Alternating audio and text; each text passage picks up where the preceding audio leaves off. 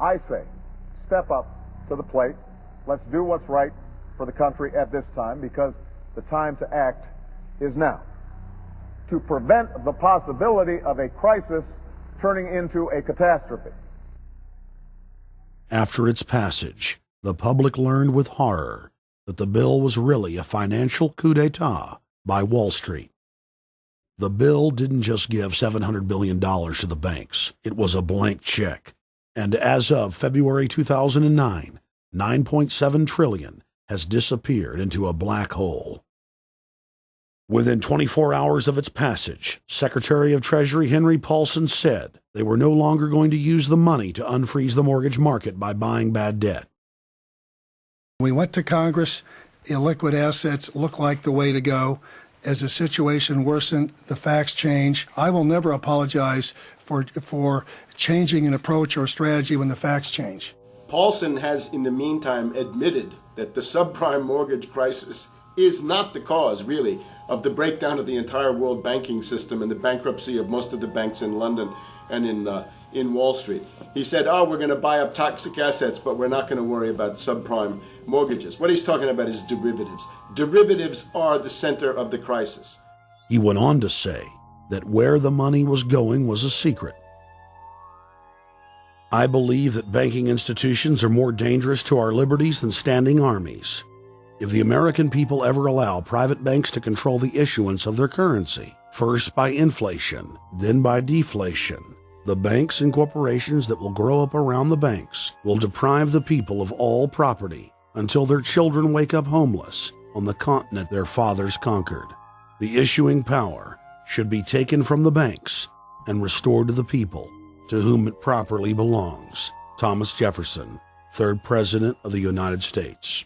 Secretary Paulson came in with the Vice President and Fed Chairman Bernanke and made all these assurances that there was absolutely a critical, immediate need to get rid of the corrosive derivative products, all the different names for this, ubiquitous, sub-S retraded credit default swap, blah, blah, blah, blah. Okay? But they talked about them as though they knew what the hell they were. You got the money and you immediately said, what items, what auction? Now the Treasury just basically cut that out of the bill. And what we have here is a situation where banks are hoarding the money that they're getting from the TARP. They're using the money to purchase other banks. And all of a sudden, the Treasury sent a signal to the banks, forget about it.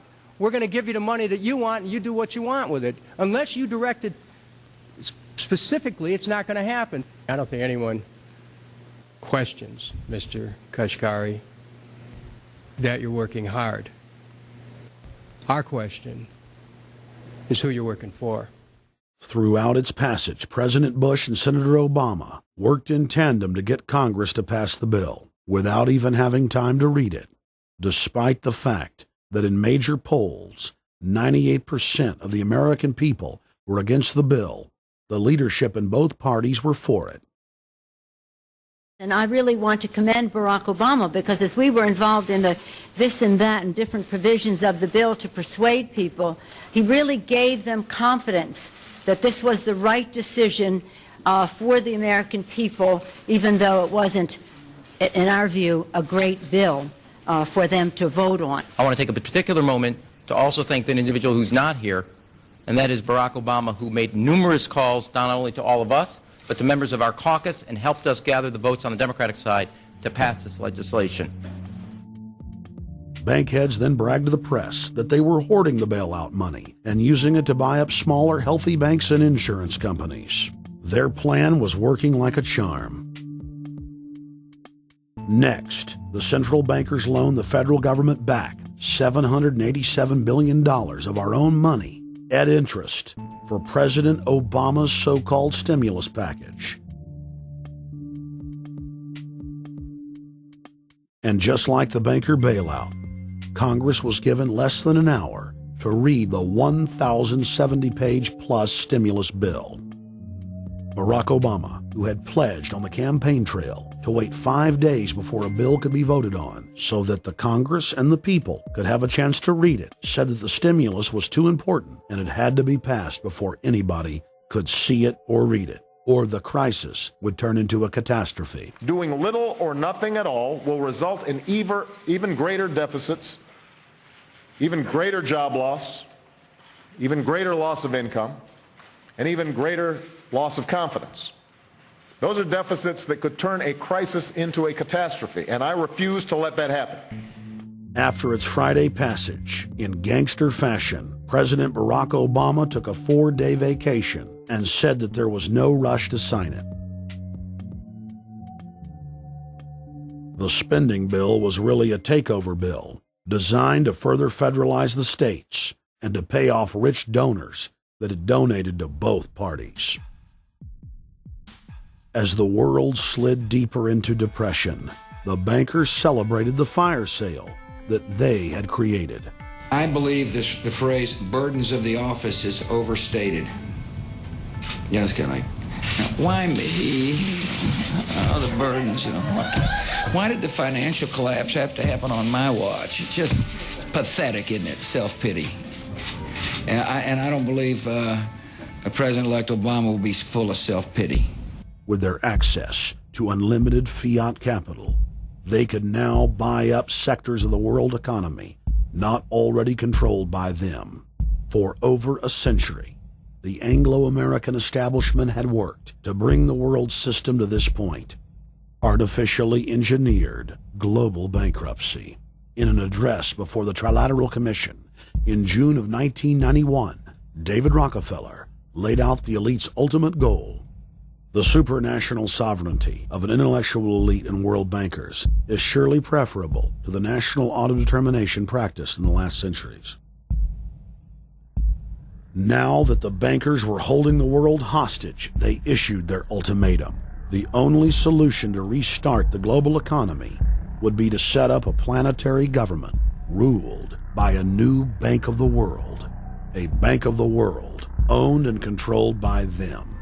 Suddenly, hundreds of prominent publications announced the solution, the people's only salvation.